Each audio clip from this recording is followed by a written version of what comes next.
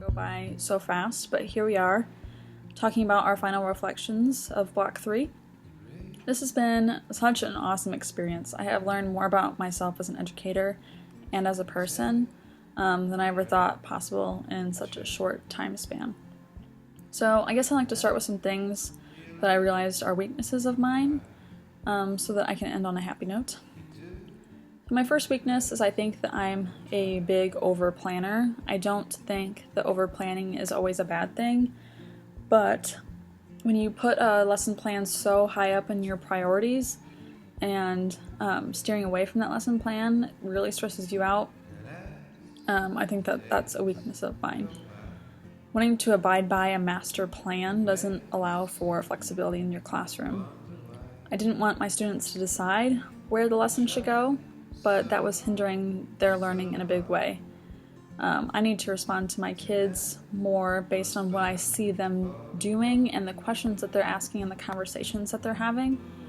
If their needs take me in a different direction, then that's what needs to happen. I am shortchanging my students if I'm not adapting to their needs. These kinds of situations can't be planned, so as long as you have some goal in mind of how you want the end of your lesson to turn out, like the result of your lesson, then things will work themselves out and things can be taught in multiple ways in order to get to that result. So, my second weakness is that I need to find and implement strategies that help me check for students' understanding. So the other day we were teaching a lesson about bees, and they were learning about the bees' wax scales and how they use that wax to make their beehive. The students were asked to complete tedious paper, glue, and scissor work. I think I have an example right here.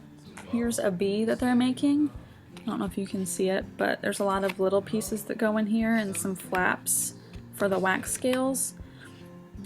And they also have to make flowers, and they also had to cut out pollen and all kinds of stuff. So I was walking around to check on their progress as I was asking them to do all this cutting and gluing, and everyone was on task. So I assumed that because they were all following directions that they understood what was going on.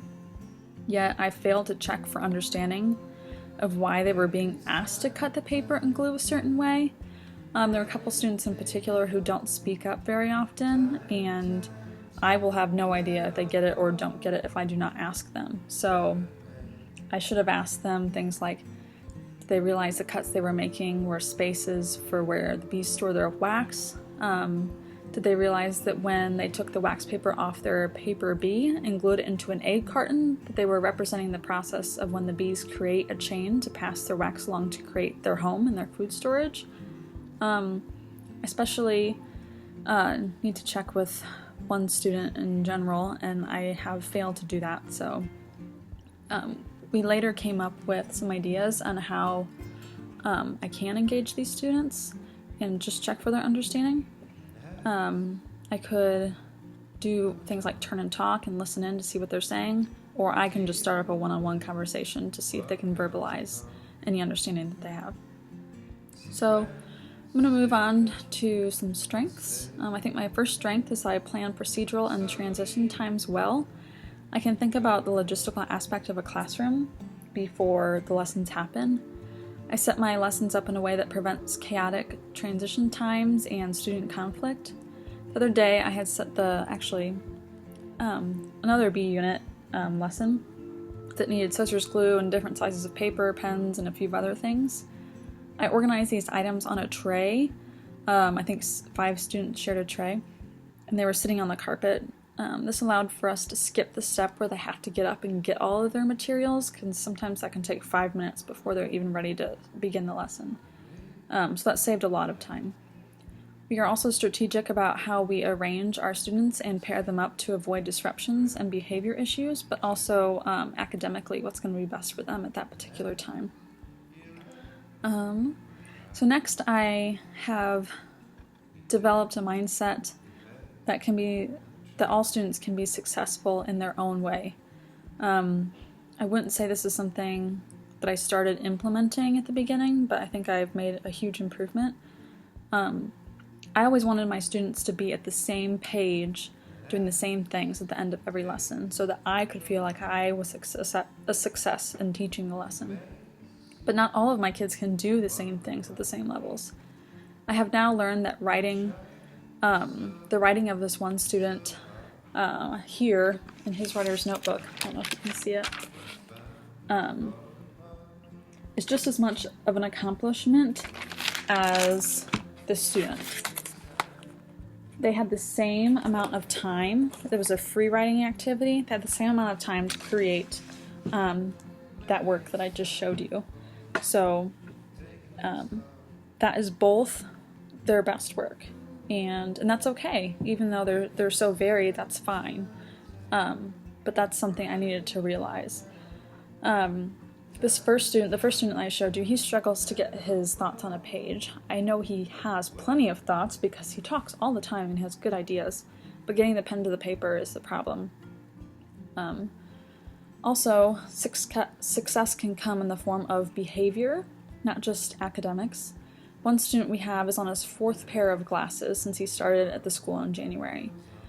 When he remembered to put his glasses in his case before recess in gym, that's a big deal. Recognizing their actions and acknowledging their effort means a lot to them, and it shows off in their work. So differentiating instruction to allow for these students to be successful is really key. This should be built into every lesson that we teach. So finally, I think I'm really good at reflecting on my teaching practices. We're always talking about how did that go? This worked, this didn't work. Let's talk to our teacher, let's talk to each other.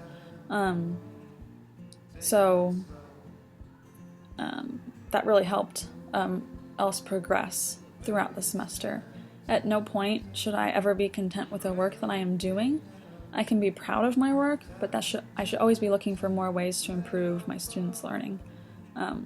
I think if I continue to do this, I can have a pretty fun and successful teaching year. So, yeah. So now on to Alex. Hey guys. So I have been nervous since the beginning of blocks for the time I would begin student teaching. I think it was a good nervous though, the kind you feel when you're excited but really scared all at the same time. So having 24 second graders look to you to help them grow and learn is a scary thought to a lot of people. And through my time in blocks and especially student teaching, I've learned from so many mentor teachers, my teaching partner, coaches, but also from my students a lot. I've learned about my strengths and weaknesses in the classroom and what all goes into planning units, lessons, and how important communication with students, parents, and other teachers can be. Communication is a great place to start my reflection. I sometimes wasn't sure how to ask the right sort of questions to get my students thinking more about their strategies or the connections I wanted them to make. For example, during an observation one day, I was talking with one of my students about her math strategy. She was doing expanded form, but wasn't sure about the tens and one place value. She couldn't grasp that the tens place should have been a 10 and not a 13 in the ones place. So I have her work here. And so I was trying to get her to break this apart into plus 10, plus 3 to make 313. I had so many questions and thoughts running through my own head of trying to get her to make the connection that I was asking and saying all of this aloud to the student too. And so in my reflection, I had asked her 5 questions with little to no time for her to think and process what I was saying compared to what she was doing on the paper. So during my time with Sheila, she brought this to my attention. I had read the script and I barely recognized myself talking. I never thought I would sound that way to a student. And I never noticed I was asking so many questions of my student. It became quite clear that not only was I frustrated with how I was trying to make her to understand the connections, but my student was also getting frustrated too. I took my time to read and watch videos about classroom management and think time, and I found one that talked about saying a line or a word in your head repeatedly when a student needs think time, and if they still weren't ready to share, then I could say, "Can I come back to you?" I found this could be implemented during open sharing at the carpet or one-on-one with students. Once I started implementing this in the classroom, I found myself forgetting to come back to students or moving on to the next task. So I had to remind myself that I needed to go back to the student. I needed to hear what the student had to say. once it was implemented successfully and the student knew I was coming back around to hear what they said, their strategy, I learned and listened more to what the students found that they wanted to share and what they thought was important. I also think my biggest wake-up call was classroom management. So you can learn all the strategies for managing your classroom beforehand, but you aren't sure what will work for you and your students until there's a chance to apply that practice. And I think at first we took a lot of notes about how Miss Bird led and used her classroom management.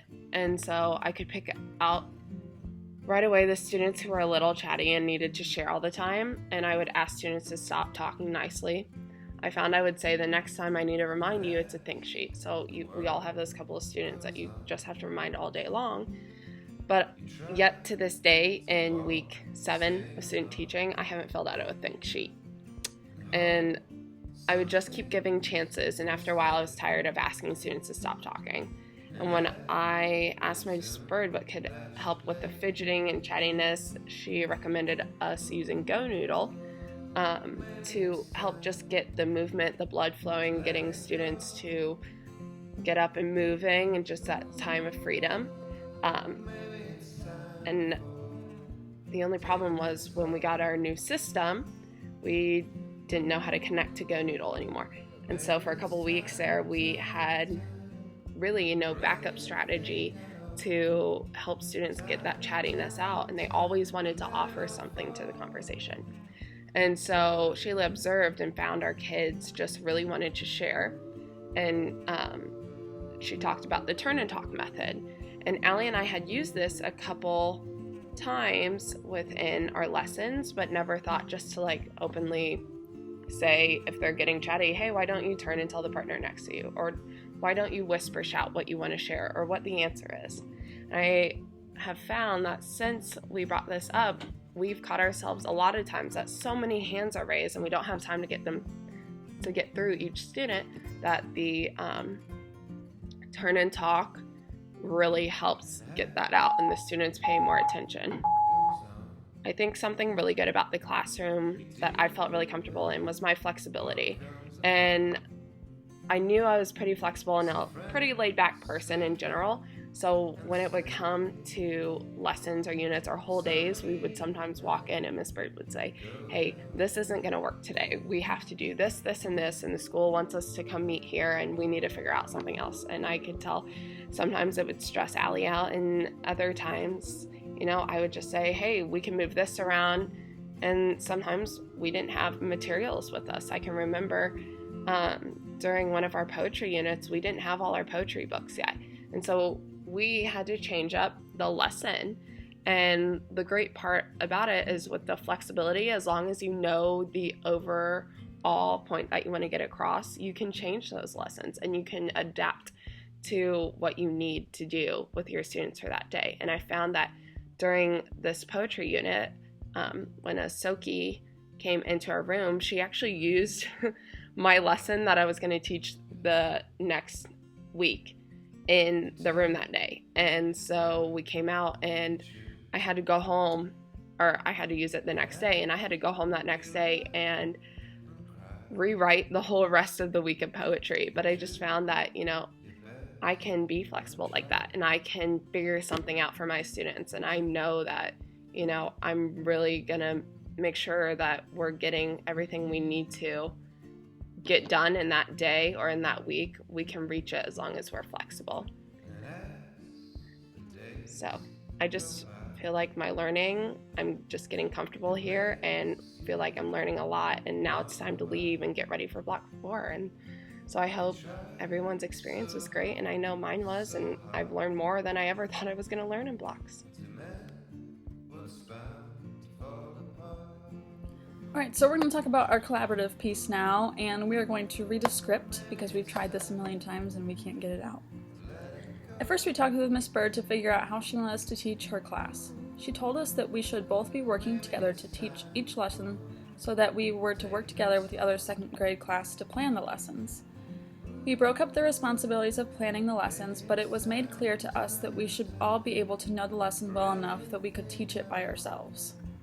As we approached our first lessons, we were unsure of how we divided the lessons so that we could both teach at the same time. It felt choppy at first, and there were sometimes we didn't know how to transition from one thing to the next. Over time, we became more fluid with our co-teaching.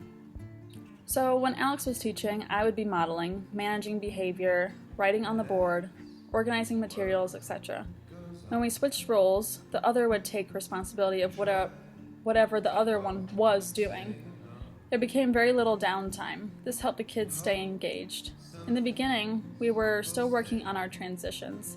The kids had time when they weren't doing anything and they got distracted. Bringing their attention back to the lesson took even more time, so we became more efficient with our time in the classroom. We have learned just how much is involved in teaching a lesson or planning a unit. You really have to keep the needs of your students in mind. One lesson does not fit all classrooms or students. We can teach students one idea in multiple ways. At first, we weren't really sure how to do that. If a student wasn't getting the way we were teaching it, we would often help too much in a way that was not challenging or helpful for a student.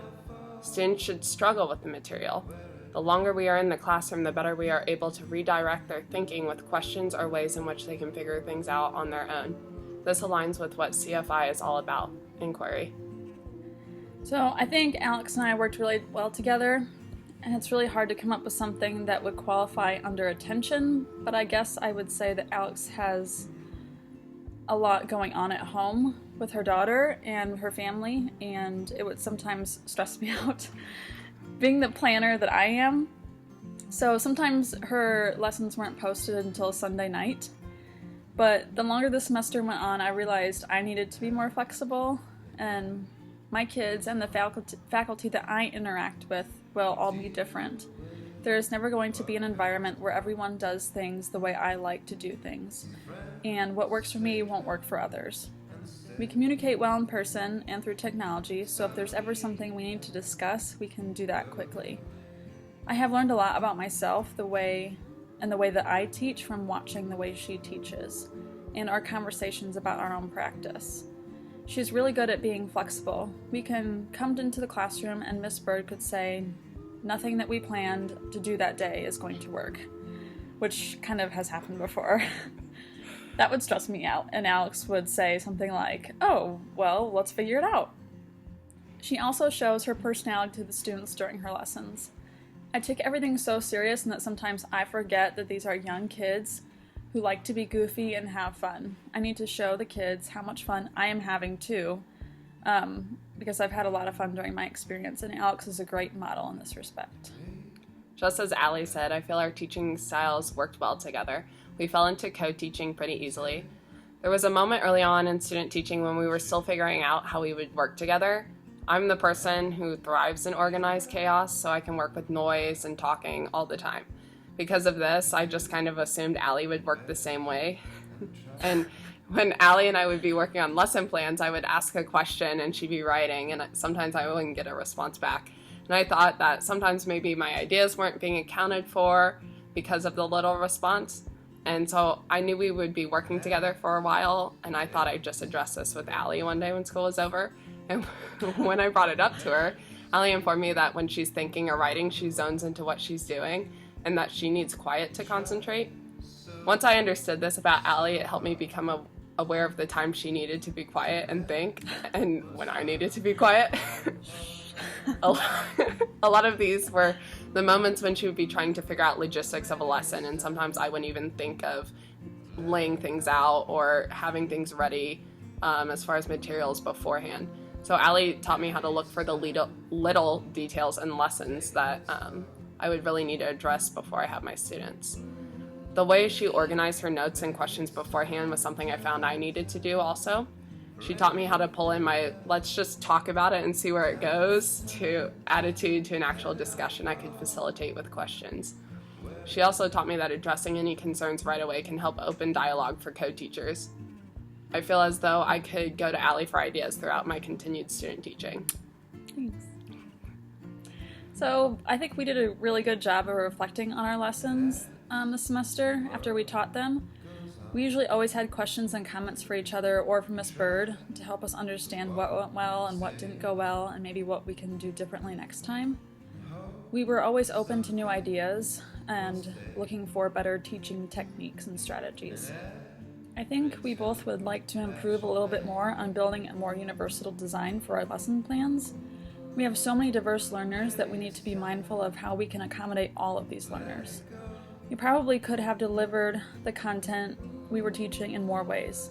I think we did well getting them physically and mentally engaged in interactive lessons, but we could have also varied the ways in which we could have them demonstrate their skills and their knowledge. I guess we could have been more mindful of thinking about students' home life and culture when we were planning our units and lessons also. We could have played to their interest a bit more, I think.